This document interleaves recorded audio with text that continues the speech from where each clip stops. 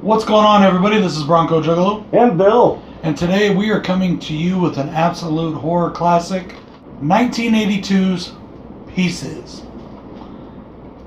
Pieces was directed by Juan Piquer? Picayo? Pico de Gallo? Maybe. P-I-Q-U-E-R, that's right. Simon. Okay.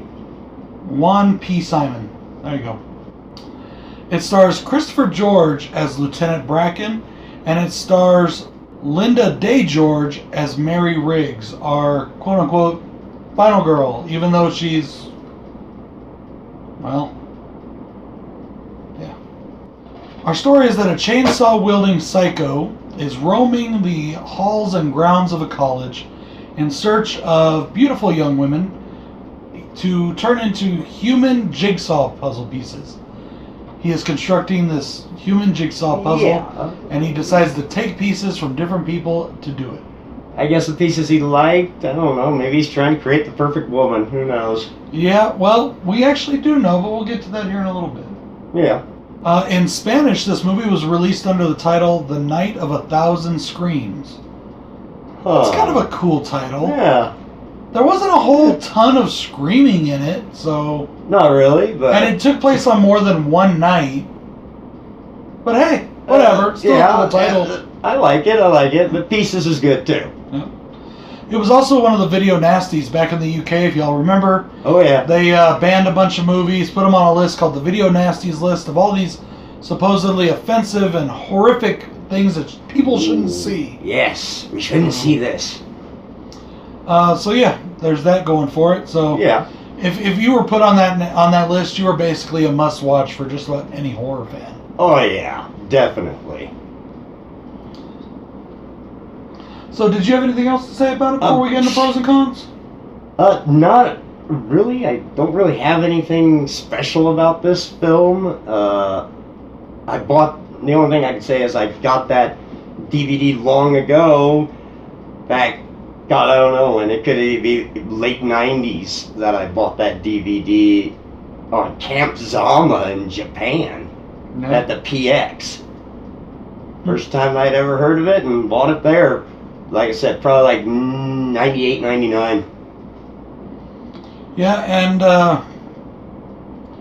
this is considered a classic among horror fans. Oh yeah. And it is one hell of a good film, but I wonder, as I do with a lot of classics, is it really worth the hype that it gets?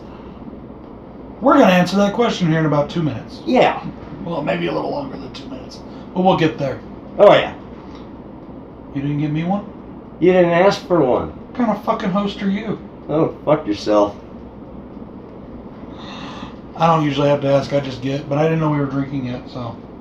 Well, it was 5 o'clock, so I thought I'd grab a beer. How's that going through this mask? Yes, this is my new mask that I got in. Not as easily as the other one, but it is going through. Well, this one's a lot thicker. I've noticed. Looks a lot warmer. It is. It's cotton instead of polyester. Polyester, yeah. Or spandex or whatever the hell that other one is. Latex, whatever the fuck they call it. Yeah. No, not latex. So, yeah, not bad though. Oh yeah. Okay, where should we start with this film? Well, I'm thinking about getting a beer real quick. Why don't you entertain while I get a beer? Okay, go ahead. Do a dance or something. I don't think they want to see me dance again. They're going to hear me sing soon. Okay, while he's getting a beer, I did get me a new mask last night. I went to the Axe concert, or Long Live Evil. Also got this cool jersey there. It was a great show. First time they were ever in New Mexico. If you're into the more horror rap scene, give these guys a look. They're really cool. Their name is Allah Zul Ilu. Translated into Axe. Long Live Evil. Long Live Evil. Mm-hmm. Okay, so where did you want to start? You know what? Let's start with cons. Let's get the bad out of the way. We'll get into the good. You know, there are a couple bads in this one. Okay, my first con for this film is the music in this film. Watching this, especially with the college scene, it reminded me of Debbie Does Dallas. That's the type of music we had going here. It really reminded me of like that old porno style music. I'm sorry, I just couldn't get Debbie Does Dallas out of my head whenever the music was going. Yeah, I thought the music was actually kind of decent. I got it on the opposite end. I thought the music was fun. That's just the vibe I got. My first con is the Kung Fu instructor, Mr. Hong Kung Fooey. Yes, he was one of mine too. 1970s stereotype Chinese character. Yes. In fact, I think the guy's name was Mr. Lee. Yes. And he was like, too much chop suey. You know, just so stereotypical, so terrible. But here's the thing that really bothered me about it, because those things can be funny. You know, people can say whatever they want, they can call it whatever they want. Yeah. But sometimes those old stereotype things can be funny. Yeah. In the old movies, you know, I get it. It's funny. It's whatever. It is funny, but you know, people can say whatever they want. If you don't like me saying that, I don't really care. Go. What was the point of it? Yeah, exactly. It was completely random, completely pointless. Point. It had nothing to do with the story. Oh, beings that just show up all of a sudden and start doing kung fu. Yeah. He had just randomly attacked somebody, and it's like, what the fuck? It made no sense at all. It just didn't. It didn't make any sense. It was like, why? My last con for this film is there is a scene in this movie where a bloody pillowcase is being dragged on the floor, yet no blood trail is going along the floor with it. Kind of a lapse in the production. Yeah. You know, oversight. Yeah, it's kind of nitpicky, but it just sticks out like a sore thumb that I had to say something about it, because we're dragging this bloody pillowcase on the floor and there's no blood behind it. Yeah. Yeah. Come on, there would be blood. Right. Yeah, definitely. My last con is that, aside from our two main characters, the acting in this movie is fucking atrocious. It can be a little trying at times. Starting with our aforementioned Hong Kong Fooey guy. Yeah. To the guy that I like to call Porn Stash, which is like one of the teachers that they think may be the killer. Yeah, he was terrible. Oh, God. Lines were so halted, so crappily delivered. The young kid who, I really thought it was funny that all of a sudden all these cops are letting him into this investigation. Like, and they even say on the movie, you're practically a part of the force at this point. It reminded me of those old fucking 60s cartoons where they had the junior deputy kid. Oh, and it's like they're bringing him along on the missions, and you're like, why the fuck are they endangering this child? You know? It's funny, and why is the child not getting killed? Yeah, that guy was terrible. Linda Day George, she did great. She's beautiful. She was a good actress. Yeah. Christopher George as Lieutenant Bracken did a good job, even though he had some crap lines to work with. Corny. Some crap dialogue. Yeah. He did a good job. Other than that, the acting of the surrounding characters is just bad. Oh, and I know this guy plays in other movies, and he's not bad in other movies. What was his name? The groundskeeper guy. Oh. What the fuck was his name? Played by the same guy that plays Bluto in the Popeye movie with Robin Williams. Oh, yeah, you were saying that. Gigantic dude. Big, huge guy. Oh, yeah. And, you know, they're trying to make us think he's the killer. You know, and he's just... I liked his acting as Bluto, which maybe it's because it was over the top. But in this one, he's just like, follow me. Very robotic, very wooden in my opinion. Just really didn't dig it, didn't like it. So, that's my last con, guys. We're going to get into the pros, and this is where we're going to answer the question, is this movie a classic worth mentioning? Well, I started. Do you want me to start again since you just did your last con, or? Yeah, you can go ahead. Alright. I'd have to say, first pro is the very beginning of this film. I love the beginning. the little kid putting the jigsaw puzzle together of the naked woman, and here comes, I guess this is his mom. Yep. She gets all pissed off, and then he fucking kills her and hacks her up into pieces. He kills her with an axe, and then he hacks her into pieces with a saw. And then continues putting the puzzle together until the police arrive. Yep. And then the police actually believe that he didn't do it. Because he went and hid He in flat the out closet. lies to them and believes that he didn't do it, which was... I love that opening. That opening is absolutely amazing. Yeah. It's one of my pros, too. He's creepy. I thought it was great. And then the movie goes 40 years later. Okay? Now, here's where one of my pros comes in. It's a red herring. We are trying to figure out which one of these people is this kid. Yes. Is it the big giant groundskeeper that we think it could be? But then we see the killer, and he doesn't look that... Is it him or is it not him? Is it another guy? The killer's kind of big, but is he gigantic? No. You know, is it the teacher? Is it the cop? Is it the dean? I actually knew almost from the beginning. You said like 2 or 3 people. No, I didn't. I said one guy. You said 2 or 3. I said, okay, well, the first guy we see is the teacher, so I was like, bet you it's that guy. But then we saw the dean, and I was like, nope, that's the dude. Well, if you start naming off every member of the cast... Yeah, but I knew right then, that as soon as I saw him, that he was... You're going to hit it eventually. Shut up, I was smart. No, you weren't. Shut up. No. Okay, maybe not. But yes, there's a red herring. We were trying to figure out who is the killer of this movie. Who did it? Now, by the way, it was the dean. Spoiler alert! Oh, no, there are never Yeah, there are. There are always spoilers. The movie's been out for like 40 years. Yeah. Go see it. Yeah. No, not 40 years. I'm not 40 years old yet. It's been out for 35 years. Go see it. Something like that, yeah. Somewhere in there. It's been a long fucking time. Come on. So, I really like that. I like that whodunit aspect. We're trying to figure out who the killer is. And I think that's a great older horror trope that we don't get as much anymore. No, we really don't see that anymore. Mm-hmm. It's sort of one of those things that just died away. Yep. These days we know who the killers are pretty quickly. Yeah. Usually.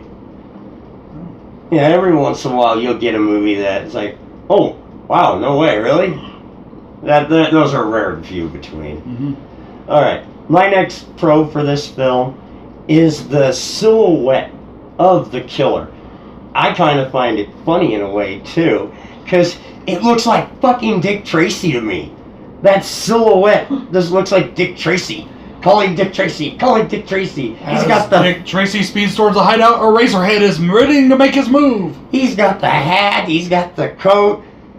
Just... Yep. Yeah.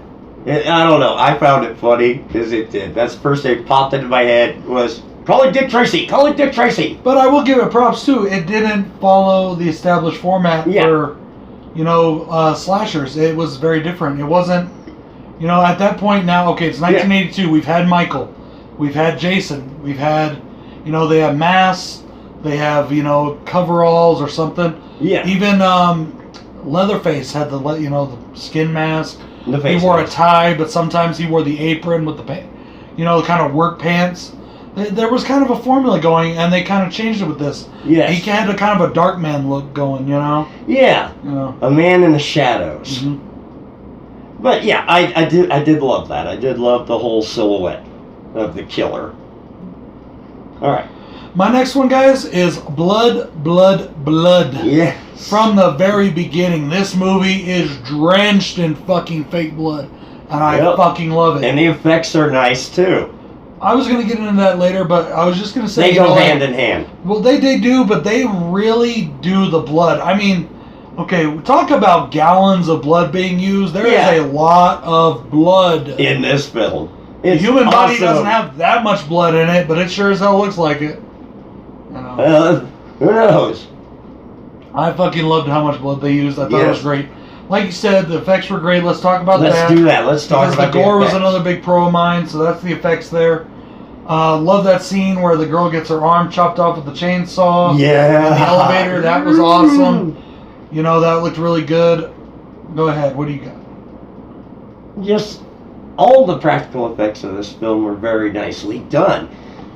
to add with the blood, you know. The mother's decapitation. Oh yes, that was fucking awesome. And then seeing the head just sitting there. Oh. Yeah. Even the stitched up body at the end looked really good. I love it, you know. Love good effects that look nice. And it is a good eye candy movie for those who love blood and gore. Great movie for that. And you know what? Actually, the stitched up body to me is a pro of its own. Oh yeah. I love the way his quote unquote jigsaw puzzle gets revealed.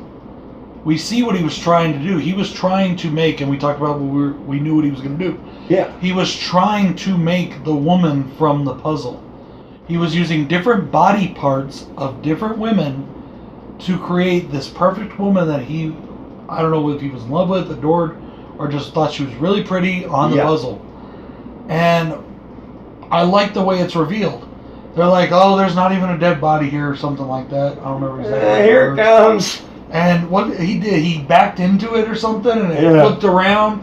The panel, the bookshelf panel or whatever, flips around like a secret compartment, and there's the body, and it just falls right out. on him. Yeah, and it looked really good. It was really cool, and that's like not the second to last scene, but it's the second to last sequence in the movie. Yeah. All right. My next pro is we have kind of a smart killer here, actually, too. Mm-hmm. He actually brought in one scene a plastic like thing to put on the floor. Well, he was in his home at that time too. Yeah. He didn't want to mess up his own area.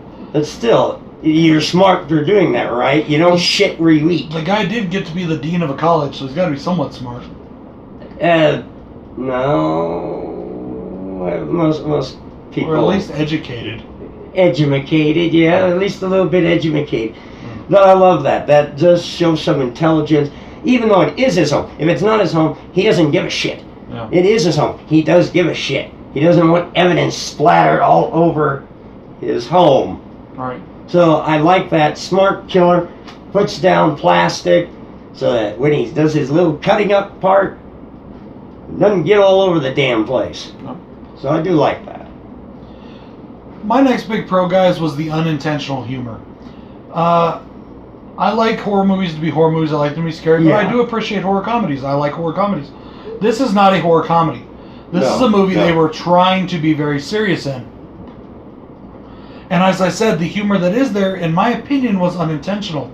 There's this great scene where our main character, Mary, our main final girl, she's drugged in the dean's office. He just drugged her in the coffee. And they're trying, her boy toy, I think she sleeps with him. Who knows the what little, that guy like, is. Kid fucking, he's not a little kid, he's a college student, but still. The little kid who's helping the cops investigate or whatever, that shouldn't have anything to do with the fucking thing. Yeah. He's like trying to wake her up, and he's holding her up, and they're standing. And I don't remember exactly what happens right now. My mind is I think he comes in. Something comes, and he fucking just drops her, and she face plants just fucking perfectly. And I was like, oh my god, that's hilarious. And I don't think they were trying to be funny, but it came off as funny. That was a pro for me too. The whole Mary face planting was funny.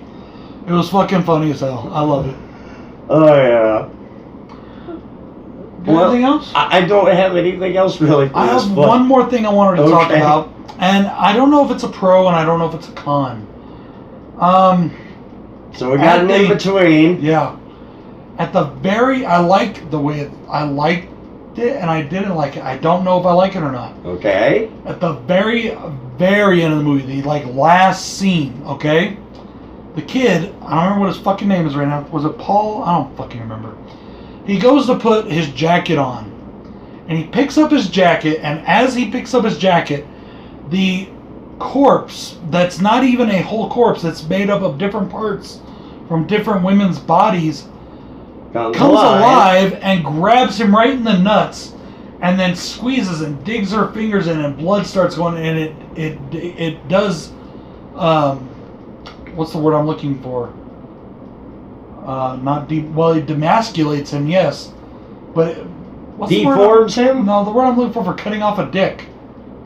Castrate? Castrates, thank you. It castrates him. Right in front, like... But here's the thing. Did that happen?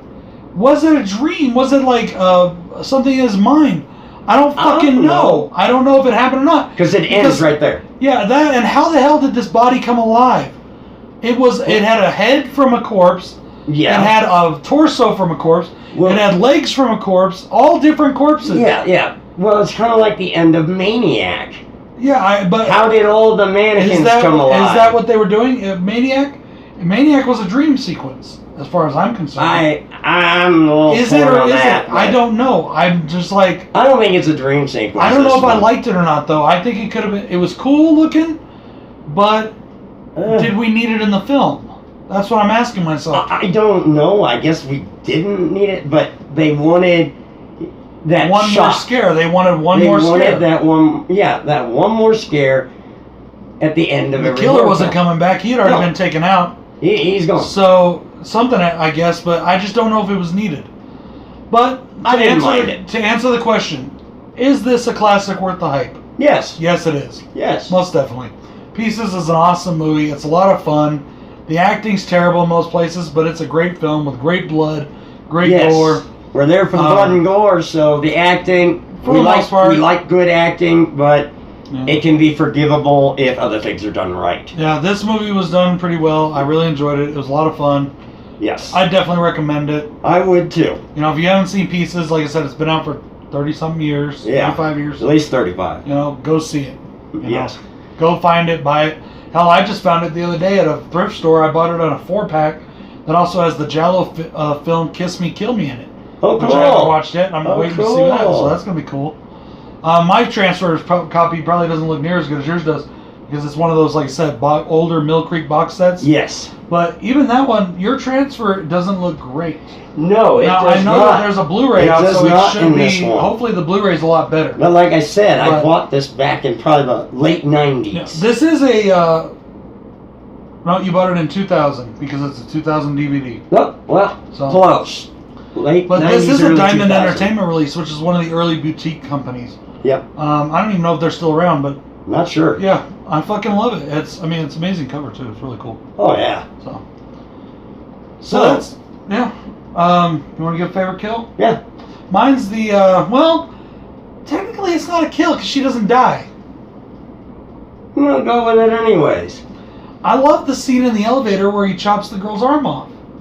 Oh, you know, and she starts bleeding out. If she would have been left there and it bled out, but they found her and they got her to the hospital or whatever. Yeah. So technically she doesn't die, but I fucking loved that. I thought it was cool. It looked really good, and I really enjoyed that part. It's not really kill though, so that's kind of cheating. I guess I'm sort of cheating too here because we don't know if he dies either. And he could live, but if he does live, he's not gonna want to live. You're going with the last one? Yeah. Or she grabs his dick and just smashes it. Yeah, rips it out. Yeah, I'll go with that. Because if he does live, he's going to wish he hadn't. Yeah. Well, that's it, guys, for our review of Pieces. Hope you will join us. Remember, guys, we have exactly less than 1 week left. We have 1 day shy of a week for the 500 subs contest. You want to show those prizes again real quick? This is, again, guys, this Halloween, Rob Zombie Halloween mask that I wear in some of my videos, which I will be autographing. And it still has the packaging on it. Oh, yes. We're going to be giving away Bill's original red Deadpool mask, and he is autographing it. Yep. It has a zipper on the back. It's a really nice mask. And yes, we have washed it, so you don't have to worry about sucking blood or sucking beer through it. Yeah. Now for the really cool badass prizes. Oh yeah. And with this you do get certificate of authenticity. You get the picture of Kane Hodder signing it. We have the Kane Hodder autographed Jason mask, which is really fucking dope. We have a vacuum form Michael Myers mask signed by James Jude Courtney. And I think this is just fucking dope. I hope you guys enjoy it. This will also come with certificate of authenticity, and it will come with a picture of James Jude Courtney signing it. So these are the items, guys. Badass prizes, in my opinion, and not too hard to get. All you have to do is make a video, answer 3 quick questions, and put it up online for me to see. That's it. Anyways, this is BroncoJuggalo saying peace. And Bill saying good night. I'm a killer. Fuck they mama, Norman Got my Bates. Jason mask on, my Freddy Krueger glove, leather faces chainsaw, blood on my truck, Michael Myers music, turf wave.